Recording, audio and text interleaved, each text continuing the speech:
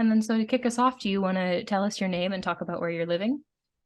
Sure. My name is Ginny Irwin, and I'm living here in Sausalito, California. Great. And what about your experience in Sausalito made you want to reach out to us for this interview? Well, it's an interesting place in Marin County. We're one of the wealthiest counties in the state of California. And I was born and raised in Marin County in a small town just north, I call it the north side of Marin, called Novato. And I was there till about the age of 6. And my family was originally from the western part of Massachusetts, Amherst, Northampton area. And during the early 70s, my parents weren't really thrilled with what was going on in California at that time. And they moved us back to the Northampton, Amherst area to go to school. And half my family still lives there, but my older sister and I do have an older brother that's living even more north of here, north of San Francisco, in a small town called Petaluma. That there was just this pull to come back here. So after living in a couple of different areas of the country, I decided to make the big break and move back to Marin County. And what I learned over the past almost 11 years I've been back in Marin County, that one of the hardest things to do in the Bay Area, especially in the North Bay where I live, is to find an affordable place to live. So that was a big eye opener for me. And it's sort of like, I always thought in my mind, I want to live where I want to, work where I have to, kind of thing. And I am in healthcare. So I always felt like I had this freedom to be able to do that. And living here in the Bay Area, especially in Marin and Sausalito, has been it's a joy, and it's a strong discomfort, because typically a 1-bedroom apartment goes for $3,000, and that includes absolutely nothing. Oh, yeah, that's rough. But on the more positive side, what are some things about Sausalito that you really enjoy? Well, one of the things I love about Sausalito is it currently is still in the standing of what they would consider like a small town. So it's under 7,000 residents, and I know everybody on my street. I did recently get married, which is great. And my husband grew up in our home. We have a very lovely home here up in what they call the hills, it's called the Hill area. And we have a great view of the bay, and we have access to walk to our beautiful little fishing downtown area. And it's just like a quintessential, almost kind of like a seaside New England town. But because it is in Northern California, has this funky side to it. And over the past 3 years, especially since, COVID happened, we've had to deal with and manage a large homeless population. So there's been some challenges with that. But I love the small town feel. I love knowing all my neighbors. I would say, God, the average age here is probably 65. So even though we have San Francisco right over the Golden Gate Bridge, we do have an older population. So I actually like that, because I'm in my early 50s now, and it's a slower lifestyle. People seem more courteous. There's a certain level of civility here, which is really nice. And I say most of my clients have at least a bachelor's degree, or if not, like a master's or higher. So it's a highly educated area as well. Nice. If somebody were to come visit you for the day or overnight, are there any local things that you would take them to or recommend that they see or do? I would definitely just strolling along our waterfront. It's a beautiful area. It does tend to be a little bit chillier because we get the fog, or the name of the fog is called Carl. I'm not really exactly sure where that Carl name came from, but we typically do have fairly decent weather. A chilly day would be like today. It is raining. This is our 7th day of rain, which is, we're very grateful for that, because we've been in a drought. And anywhere between like 55 to 65 is our typical daily temperature. It never gets below 50 at night. And it's usually sunny, if not a little bit foggy. And just again, the water, in the water life, you can rent kayaks. There's a lot of sailboats available, and it's biking because it's flat once you get below the hills, and you can rent bikes. And it's a nice place to spend a couple days to check out the area. We have the Marin Headlands, which is right over by the Golden Gate Bridge. But it's amazing to see from our little fishing town, looking over to the southwest and seeing the entire coast, the entire city front of San Francisco, and the Bay Bridge and the Golden Gate Bridge. It is quite breathtaking. Oh, nice. That's what I Um, typically do if I had like friends coming, or when my sister comes down from the Lake Tahoe area. There's just a lot of little gems and artists, and we have a lot of local musicians like Sammy Hagar lives in our town, and Grace Slick. So we have a lot of that like 60s, 70s sort of I don't know what you want to call it, but there's a style here that it's not, you don't see a lot of plastic surgery walking around. I lived in South Florida for a while, and it was just sort of, it's such a different feeling of being on the waterfront in South Florida, let's say like Palm Beach, as compared to being in Sausalito, where, I mean, people are still wearing cutoffs and flip-flops, and there's a big surfer scene here too. So it's very chilled, very chilled. nice. On the other side, you kind of already mentioned about how like the cost of living is just so expensive. Are there any other like downsides or things that you would change if you could? Yes, because we are right over the bridge from the Golden Gate Bridge. That's a major highway system. We have thousands of cars that go down our freeway called 101. And I mean, luckily, I think this might be intentional. There's not a lot of fancy restaurants here in Sausalito. I mean, there's a couple of, cute little spots to hit. There's a really nice resort built on an old army base, but it's not very like it's not like a spa experience. Like if you were gonna go to Canyon Ranch, this is more like almost kind of like camping kind of a resort. Um, but I would say the traffic can get really hectic. So a lot of the errands I do, I see clients not only in my private office here in Sausalito, but I do go to some of my clients' homes for what I do for a living. And you kind of have to time everything around the traffic. So that is a big thing I had to get used to, is like timing all my errands, especially during the week. And then on the weekends, I typically will head out to the coast. There's some beautiful areas that I'd say a good 45-minute to an hour drive away from where I live. You go directly out to the West Coast, and you don't get a whole bunch of tourists. So, I kind of have to deal with that side. Yeah, that makes sense. So with all that, the good and the bad, would you overall recommend someone else move to Sausalito? We do have actually quite a few people moving here. They're mostly, if you make over $200,000 a year, you could probably, enjoy yourself here. But if you wanted to buy a home here, there's very little available unless you are a millionaire. So, thinking about those terms, I would probably say it's not good for retirees. It's not good for young people, but I would probably say no.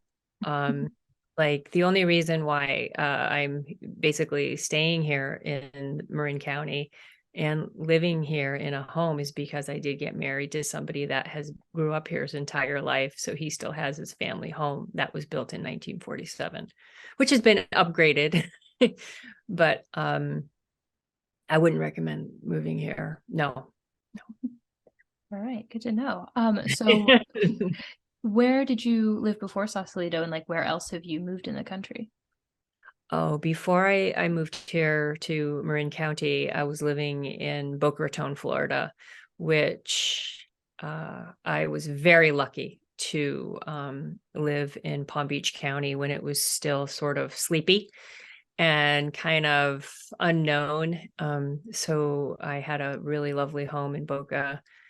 And again, with just changes in politics and finances and the whole downturn and the '08 downturn with housing and everything. I mean, I was okay, but there was this feeling of I can't remember what they called them, but they were just sort of like people that came into Palm Beach and started buying up homes that were foreclosed.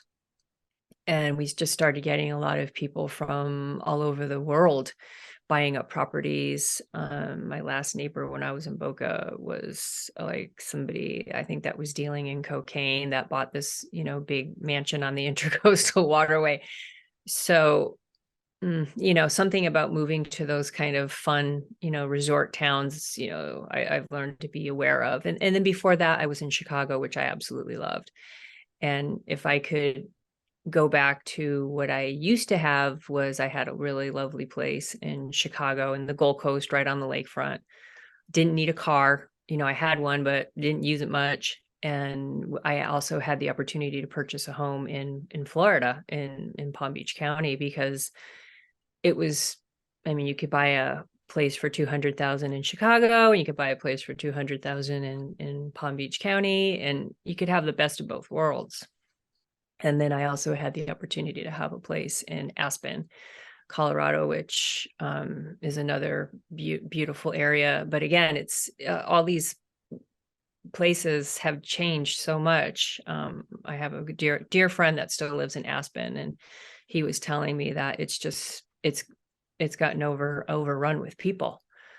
So, it's, these places are just getting discovered. They're getting, and I think, again, I don't know real estate that well. I don't know what's happening, but I just know that even where my sister lives up in the Lake Tahoe area since COVID, that like all the locals are getting pushed out. And then people who have money are moving from their areas up to these more rural places and scooping up, a 2-bedroom, 2-bath kind of 1975 built home for, $1 million because they can.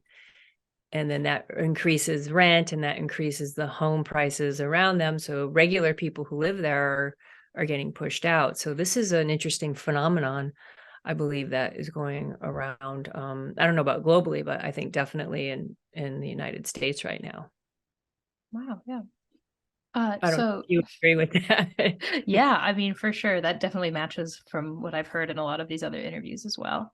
That seems to be kind of the consensus right now, which is a little bleak, but Oh, it is. And especially for professions. I've even had doctors from Denver, St. Louis come into Marin County, and they'd be like, we'd really like to come and work for UCSF or one of our other hospitals.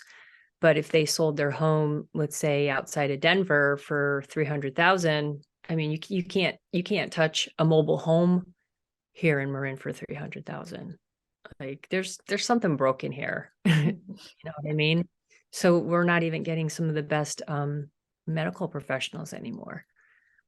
And that's another scary thing. We have a shortage of teachers. We have a shortage of healthcare professionals like nurses and even some doctors. So it's going to be an interesting revelation over the next couple of years, what's going to kind of be floating to the top and what's going to be sinking to the bottom. So, yeah, for sure. Oof. But on a slightly different note, you've lived in like all over Colorado, Florida, Chicago, all that. Between those, what do you think was like your biggest move, like the most dramatic change you went through? I would definitely say moving from Palm Beach back here to Marin. I had stars in my eyes. I really wanted to move home, to my little county of Marin that was just so precious, and it is still very precious. except for now we have this housing element that the government in the state of California is requiring the entire state of California to increase their housing units because they think that's going to solve the housing crisis problem that we have right now. But I mean, when you think about building homes, it's for the developers, it's not really for the people that need them. It's for the developers. And if it costs you $1 million to build a house here, how can you sell that house for, $350 to a regular person? But I would definitely say moving from Palm Beach, where I could literally live on $1,000 a month there and have a great life, to moving here to the Bay Area, where again, if I didn't get married over right before COVID is when I got married, I would definitely be looking at other places to live. Wow. Like back to Florida. I also have a friend that really likes just outside of the Austin, Texas area. I think there's other precious places. Oh, I had two of my friends who couldn't retire even in Sonoma County, which is the next county up from Marin. So one of them moved to Eastern Tennessee and another one moved to North Carolina. And they found really cute homes for, under $200,000. So it's sort of like you have to, it seems like every decade you have to make some big decisions like, do I want to live to eat or do I want to live to enjoy life? So even my husband and I have been talking like that too. Like, can we afford to stay here? Yeah.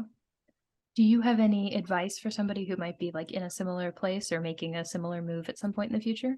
I do. I definitely do. I wish I would have done a little bit more research about the job market, what like typical salaries are, what the typical rent is. I didn't do any of that. I really truly thought that I could move back to my little hometown and everything would just fall into place. And I wish I would have done my homework. Wow. All right. Well, those are all my questions for today. Thank you so much for talking with me. Do you have anything else you want to add before we sign off?